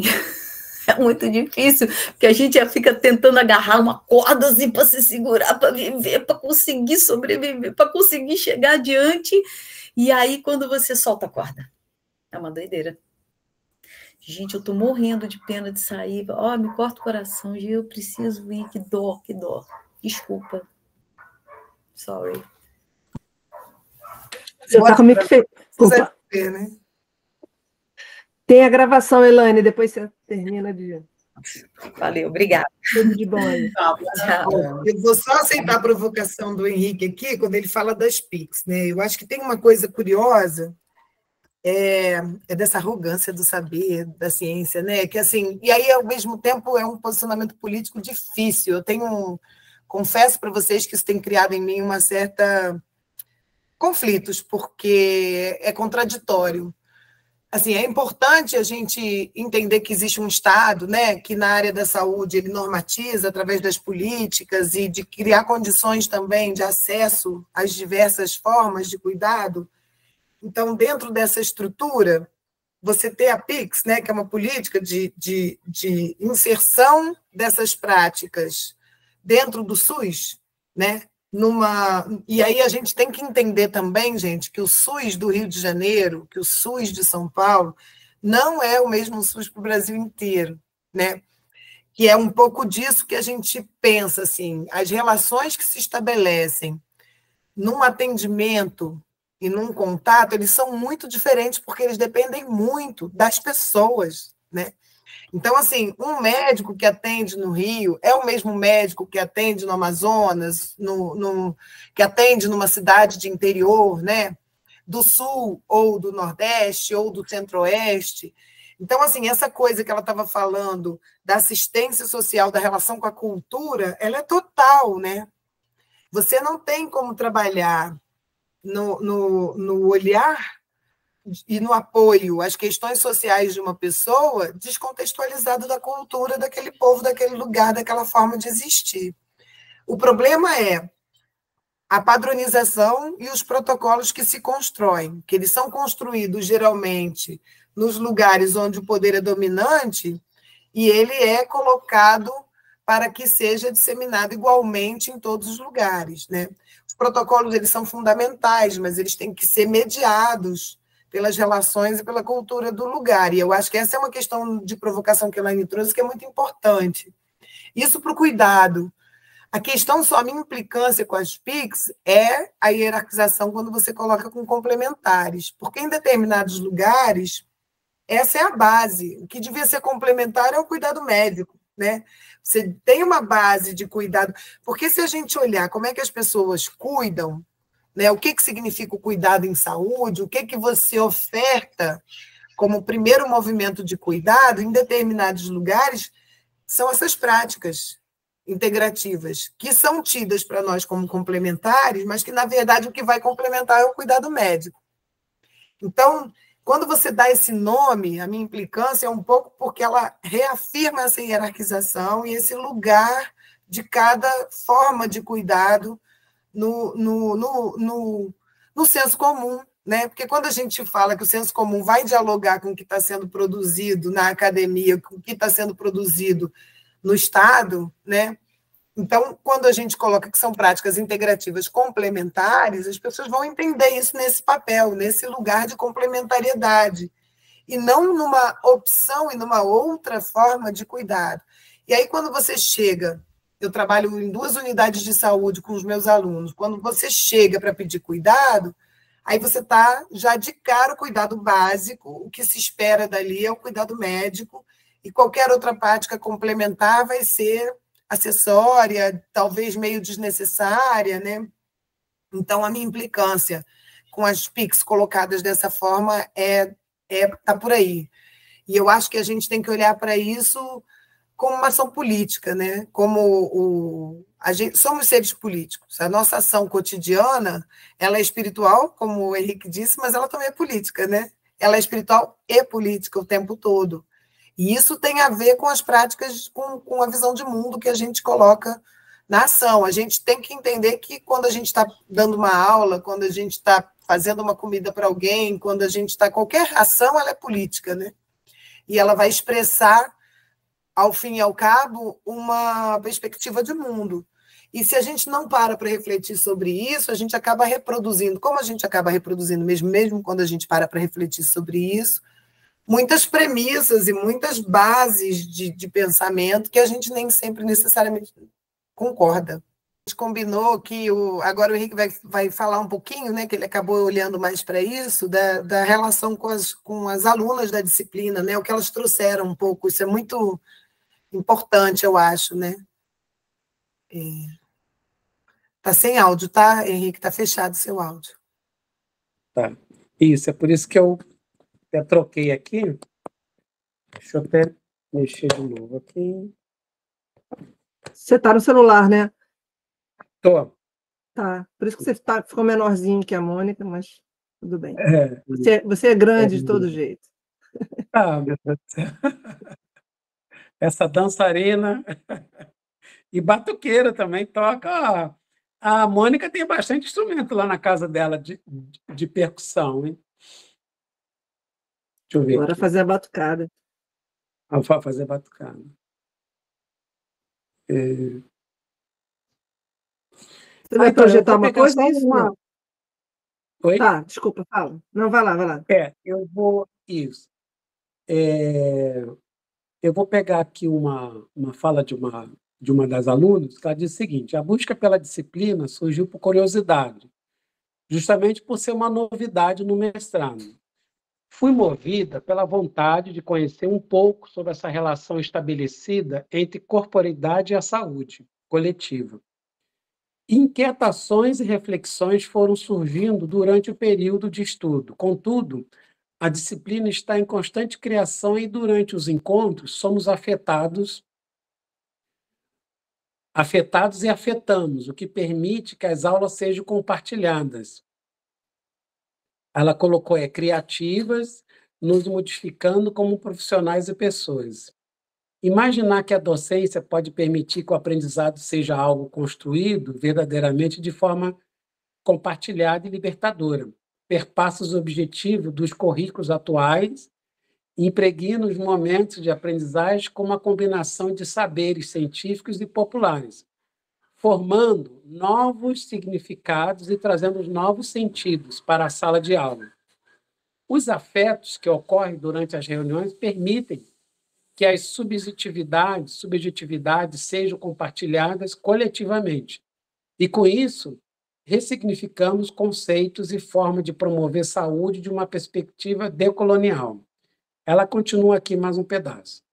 Essa forma de construção do conhecimento em saúde torna o grupo potente, intuitivo e aberto a novos conhecimentos, além de se opor à forma de ensino que se baseia na alienante, que busca suas bases na colonialidade. demonstra o poder atualmente presente nos projetos de saúde aí, que promovem a indústria farmacêutica e o uso de tecnologias duras em detrimento das leves e leves duras.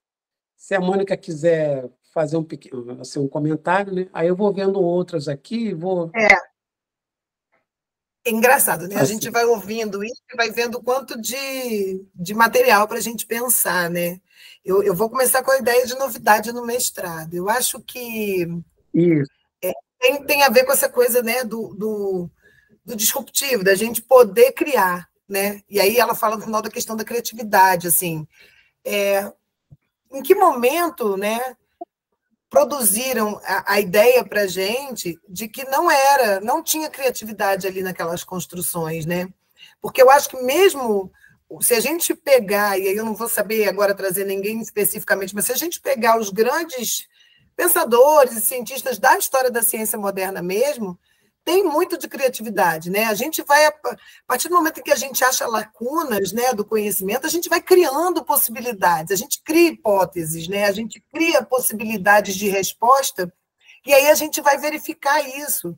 Quer dizer, essa perspectiva da criação como fora do espaço da produção de conhecimento científico, ele é uma forma de dominação, né?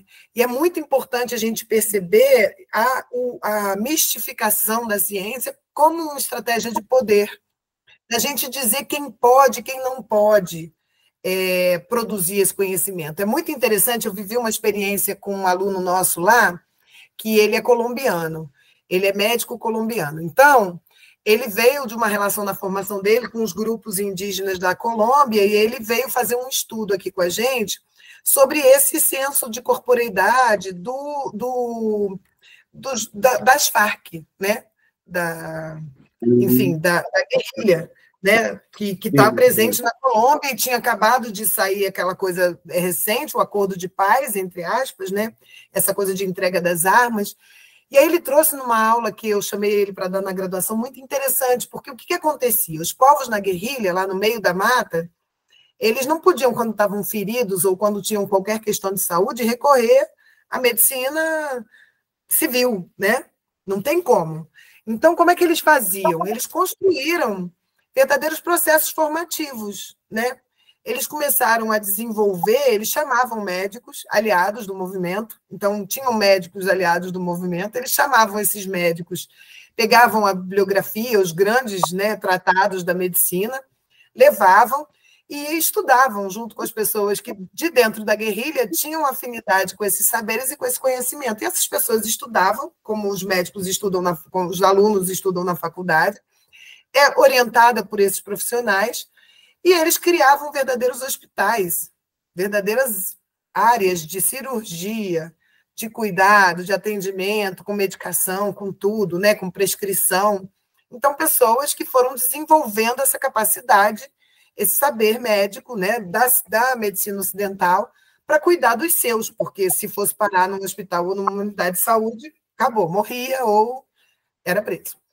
E aí, dentro dessa construção, quando você faz o processo de acordo de paz e essas pessoas voltam para as cidades, né, elas começam a ter dificuldade de acesso ao sistema de saúde. E elas têm dificuldade de acesso pela questão financeira, elas têm dificuldade de acesso pelos preconceitos, porque os guerrilheiros não são tratados, né, da mesma forma.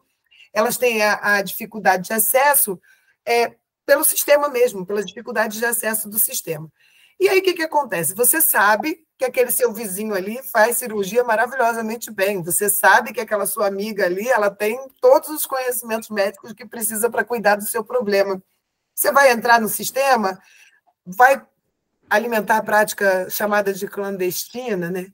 Então, a gente tem que entender que essa ideia que a gente tem de uma formação universitária e de uma produção de conhecimento científico hierarquizado para poucos, né, mistificado, ela é uma estratégia de definição de quem pode e quem não pode exercer. E tem mais a ver com isso do que com a capacidade em si de aprendizado, de utilização daquele aprendizado na vida cotidiana. E aí, quando a gente olha para isso, a gente começa a pensar muito, né? sobre o que a gente reproduz na academia, né? Sobre o que a gente vai reproduzindo nesse ideário, porque eu preciso convencer a população de que se aquela pessoa não tem aquele título, ela não tem capacidade, né? E aí não é uma questão de se ela tem um conhecimento ou não, se ela tem capacidade mesmo, né? E aí a gente sabe que isso tem a ver com o racismo estrutural que a gente vive, né? Onde os negros são colocados num lugar de menor capacidade intelectual, de uma produção corporal, eles têm um corpo muito forte, são muito bons para as atividades corporais, mas na parte intelectual não tem uma capacidade tão boa assim. E aí a gente vai desvelando e tirando essas camadas da cebola de uma estrutura social que constrói um poder que coloca a universidade nesse lugar que ela tem. Então, eu acho muito importante a gente olhar para isso, né, entendendo também onde vai parar todo o nosso conhecimento e toda a nossa espiritualidade quando você tem um cristianismo dominante, né, e que também faz isso. Que tipo de espiritualidade é aceito e que tipo de espiritualidade é rechaçado pela academia, né? Longe de mim dizer o que é certo, o que é errado, espiritualidade é de cada um, né? Cada um tem a sua trajetória, e a sua ancestralidade, mas tem um caso interessante, eu não sei se você vai falar, de uma das nossas alunas, que a mãe dela era cristã, né? A mãe dela é cristã, e ela foi para a nossa disciplina com muito cuidado, muito curiosa, mas com muito cuidado, tentando entender esse processo. E aí, quando ela começou a viver tudo que a gente está fazendo, a partir do mapa dela, né? Porque na disciplina a gente vai abrindo o mapa da pessoa, então aquela espiritualidade que tem a ver os odus que regem a pessoa, e ela foi vendo aquilo fazer sentido, ela foi levando para a mãe dela, conversando em casa. E quando ela começou a levar para a mãe dela, conversando em casa, a mãe dela começou a entregar para ela uma coisa que nunca tinha entregado, que era informações e coisas da vida dela quando ela era do babado, como a gente diz, quando ela era do candomblé, ou macumbeira, como a gente pode dizer, entre os íntimos, né? Então, assim, a mãe foi entregando, e quando a mãe foi entregando, aquilo foi se abrindo como uma possibilidade espiritual para ela e do cotidiano, e ela começou a conseguir conversar com a mãe coisas que ela nunca conversava, e começou a entender coisas da vida dela que ela nunca tinha entendido. E é impressionante assim, a transformação que a disciplina foi fazendo na vida dela por essa conexão dela com a ancestralidade dela. Né, Henrique? A Andréia, né? Eu acho que é importante a gente trazer isso, que ela fica sempre muito emocionada quando ela está com a gente, ou quando ela fala com a gente, pela potência de uma disciplina que transformou, inclusive, o objeto dela de estudo no mestrado. Né? Acho que essa força da disciplina é importante também, né? Exatamente. E no caso, teve uma aluna que ela fez o seguinte, que no final a gente pediu que alguém, no caso, fizesse alguma apresentação, uma poesia, né, alguma coisa. E aí teve uma das alunas que fez o seguinte, naquele quadro que nós temos cabeça, né, os pés, na cabeça ela montou um quadro que ela chama de conhecimento, trocas, desabafos e adaptações, sabe, na cabeça, que ela sentiu. De um lado, ela colocou fé, encantamento e ancestralidade. E no meio, onde a gente botou a dança, ela botou dança, música e toques. Né? E nos pés, ela colocou natureza e elementos, porque a gente está preso, né? Olha como ela estava sentindo, né? Aí ela montou um outro quadro e ela colocou umas folhas bem no meio, esse quadro tem aqui, e ela colocou em cima, fazer as pazes comigo, porque, tipo assim, ela se revendo, né? Por tudo que a gente conversou durante a disciplina. Aí ela botou, retirar a vergonha sobre si. Depois ela colocou, pensar coletivo, saúde é agora. Do outro lado, ela botou aprender com quem veio antes, buscar as origens, apreciar os elementos, reconectar-se com a sabedoria ancestral, movimentar-se, adaptações estratégicas e, por último, ela colocou enxergar-se enquanto parte da natureza. Né? Foi muito legal. Essa aqui foi uma das meninas. Tem uma coisa que a gente vem falando também, né, que o quanto que é importante a pessoa se implicar nesse processo, né, e o processo de uma pesquisa acaba, como o pessoal da etnografia pensa um pouco, é um processo também de transformação da própria pessoa, né, e que, de fato, se a pessoa entrar e sair igual, né, em todos os sentidos, parece que, né, nada aconteceu, né, ela tem que sair diferente, né? Não só com a produção de uma pesquisa, mas que essa produção faça diferença, né?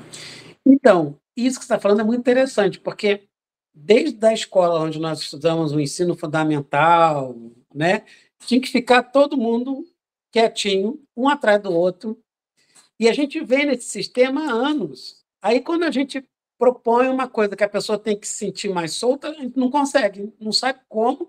É como se você pegasse o indivíduo, levasse ele para um lugar e deixasse ele sozinho lá para ele tentar. Tem um filme, eu gosto muito de filme de um cara, eu gosto muito do filme dele, é um filme de ação, que eu gosto muito de filme de ação, do Liam Neeson. É fantástico, né? Porque os caras... É bem isso. A quadrilha pega ele e leva ele para um lugar e põe dentro da mala. E ele vai ouvindo os sons. O filme se passa em Bruxelas. E ele conhece bem a capital, ali, a cidade e tal. E os caras pegam ele e levam para um lugar desconhecido. E ele vai ouvindo. O carro, embarcação, tem uma hora que os caras param, tem um trem. Ele vai, entendeu? Ele fica com tudo aquilo, ele cria um mapa. É fantástico. Ele cria um mapa na cabeça dele por onde os caras estão passando. Entendeu? Que aí depois ele consegue fazer um contato com a filha dele e fala para ela assim: olha, pega minha arma que está em tal lugar tal, e dá um tiro para o alto, que era aquela arma que. Como é que é o nome desse? Sinalizador. Sinaliza. Uhum. Ele fala: sobe, que tinha um cara entrando no apartamento para pegar a menina, ela foge pela janela, ela pá, aí vai, tchum. Aí ele ouve, aí ele sente a distância que ele está. É fantástico. Então é isso. Então, assim, é o que a gente está tentando fazer agora, entendeu? Sinalizar. Não, você pode ter uma liberdade aí, a gente não consegue. Pode obrigada, tá, Mônica, para botar o agradecimento final para você. Muito obrigada. Um prazer estar aqui, viu, gente? Um prazer. E eu espero mesmo que o Henrique sirva dessa conexão, né? Construa essa conexão para a gente poder se aproximar e fazer coisas juntas, porque realmente eu preciso ampliar para além da saúde, não só na teoria, mas na prática.